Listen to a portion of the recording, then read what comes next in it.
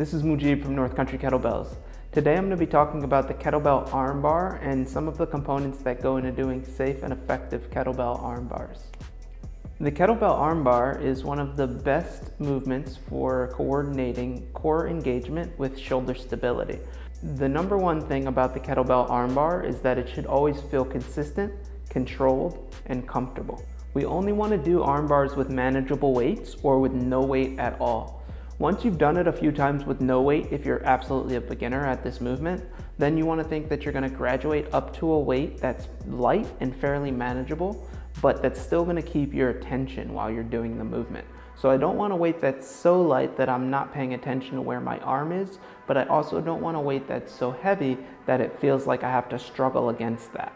Remember, the whole thing should feel controlled and comfortable as well as consistent, and any weight that's going to make it so that that's not the case is a weight that's a little too heavy to use for this movement. So starting with no weight if you're a beginner, graduating to a light enough weight that you can stay safe and practice your movement, and then going from that to a manageable weight that's going to keep your attention but still going to allow you to perform the movement consistently, comfortably, and under full control.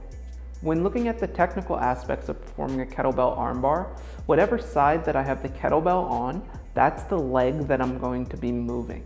So I want to imagine that the setup is fairly simple, pressing the kettlebell into a lockout position, and if I have the kettlebell on my right side, then I'm going to be using my right leg. So I want to lift that leg up with my knee fully extended.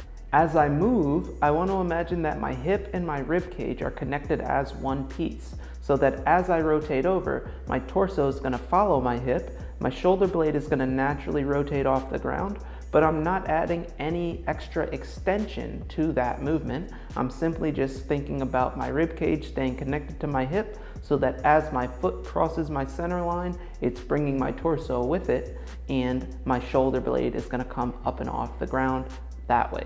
I want to think that my foot is going to touch the ground each time as I rotate over.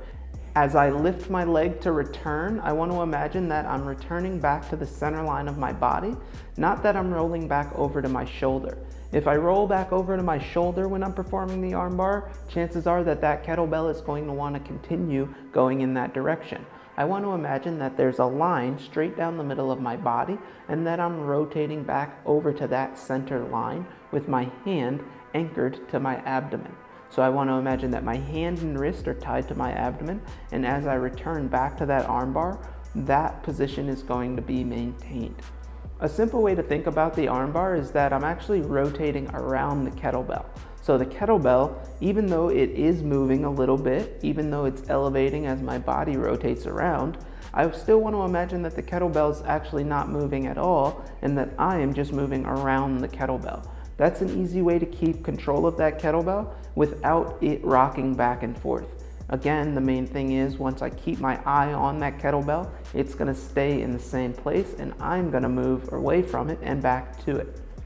We want to breathe naturally with the armbar, right? We want to think that I'm going to be able to inhale and exhale without relaxing, and that's going to maintain the control of that kettlebell, but I want to make sure that I am breathing so that I'm not simply just holding my breath and getting gassed out.